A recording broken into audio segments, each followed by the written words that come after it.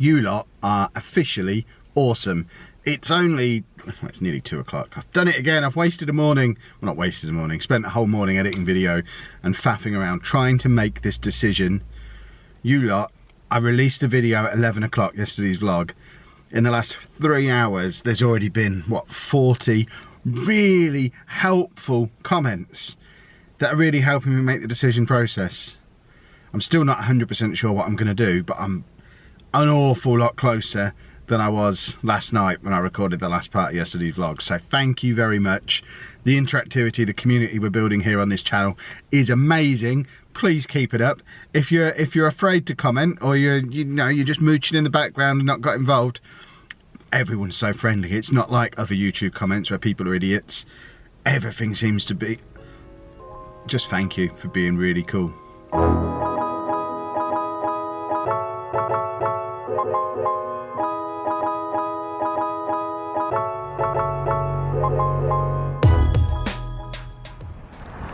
I just got the weirdest look from some people who were driving across there.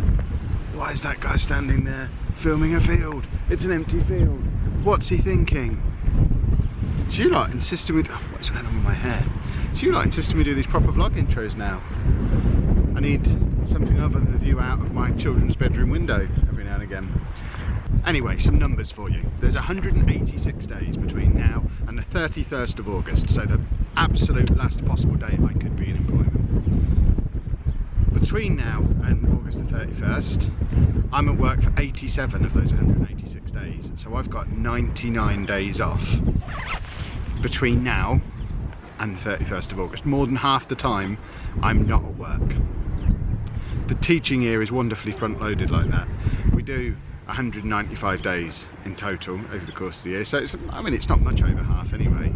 But once you get to this point, which is effectively the halfway point of the teaching year, we're halfway through our teaching, well, more than halfway through our teaching, with more than half of the calendar year still to go. So that's quite a strong argument for sticking it out until the end of the year, because that gives me 99 days to grow the channels, make more videos, write another book, work on how, make sure that the benefits and the tax situation is right, see if there's any way I can come up with some kind of information product or something like that.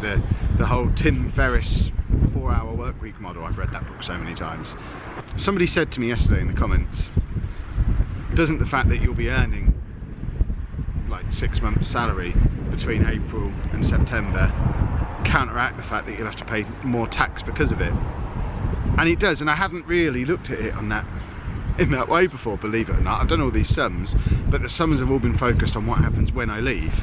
So I've got this really detailed 2-year model of, right, starting from September, based on where I'm anticipating YouTube revenue to be and book revenue to be.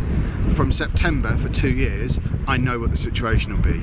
I also know what the situation will be if I leave work for April and it goes from May to 2 years forward in May. Again, on slightly amended figures because everything will be slightly lower because it starts earlier. What I haven't done is looked at what happens from now until 2 years time if I don't leave until August. And actually that's a much better overall financial situation than either of the other two scenarios. So I think my mind is pretty much made up. I'm going to stay until the end of the year. It's the right thing to do anyway for, Anna moans at me for saying this, but it's the right thing to do for the school, for the students. I know they have to be a lower priority than family stuff, but actually financially, looking at it from a family point of view, it's the right thing to do for us as well. We end up with far more money in the long run. Yes, we don't get him back to school quite so soon, but it does mean, and again this was another comment we got yesterday, that he'll have had however many months actually taking medication regularly, and then we can start a clean slate in September. The last thing we want to do is have his medication finally start to work in sort of May, June time, finally get him into a routine by the end of June, early July, and then have to stop it for 6 weeks because the holidays always ruin him. So there's a lot of logic behind starting with a clean slate in September anyway. School can try and do whatever school can try and do between now and then. It gives them a little bit of breathing space to try all the fancy stuff they were talking about in that meeting last week. And I think I'm coming around to the idea that it is probably best for all concerned if we wait until the end of the year. What I will do though is I'm at 95% sure, and it's just fear stopping me from doing this, but I'm 95% sure I'm going to go in tomorrow and resign, but give them notice that I'm leaving at the end of the year rather than leaving in April. So I need to write up a resignation letter and see if I've actually got the stones to go in and hand it in, because that bit does scare me more than I would like to let on. This half-term week started with this. When I told you how I'd washed all of my clothes to get me through half-term, so I didn't have to do any of that grown-up stuff like washing clothes over the course of the week. Turns out, I overestimated slightly how much I'd need, because this pair of orange pants and this Doctor Strange Funko Pop shirt were not required, so they can be saved for next weekend. And now we have the horrible task of accepting that half term is over, because in the place of a pair of orange underpants, what represents freedom better than orange underpants? In place of those orange underpants and a Funko Pop shirt, I have my boring old white shirts. Now I know I'm back at work tomorrow, because I can tell you something, won't ever wear a white shirt again after I'm done. Oh, the sadness of it all. In other news, I've written my resignation letter. The date I've put on it is 31st of August as my last day. So I'm going to hand that in tomorrow, if I can grow a pair. It might not be until Tuesday. I'm kind of hoping people from work will watch this video and just say, come on Kev, we know you've got the letter in your man bag there, just let us have it. And that'd be the easy way out. But the letter's going to be written. I think it's fairer that way, fair on everybody. I know there was a lot of very convincing argument in the comments that I had to put myself and my family first, and I get that, but I do feel a responsibility as a teacher for the students. I think it would be horrible if you imagine if you were a GCSE or A-level student and your teacher just left at Easter.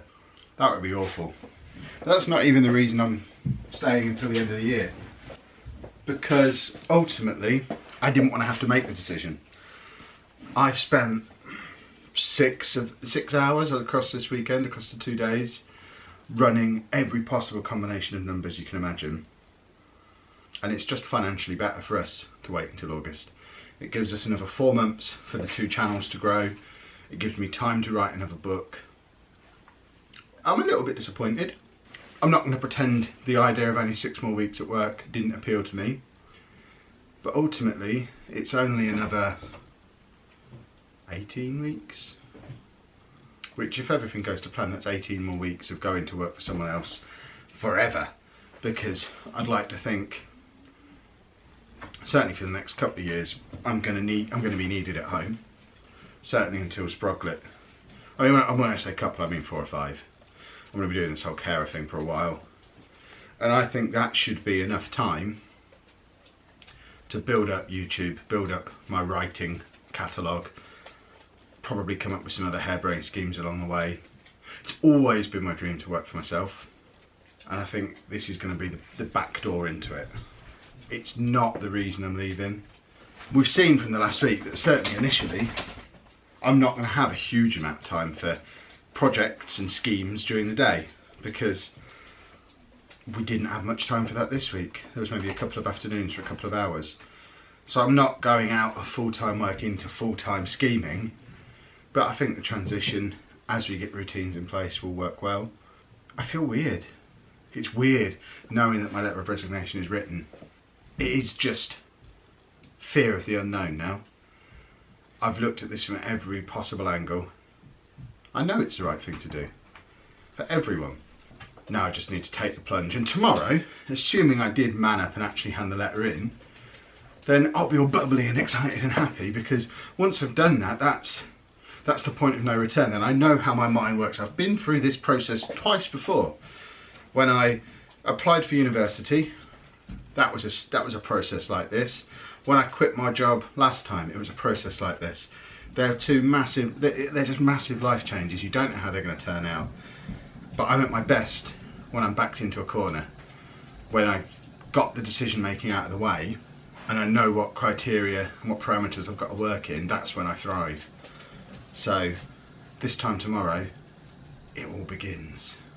I've only done 4 shirts, I've just realised, so I might have to have a day off sick this week.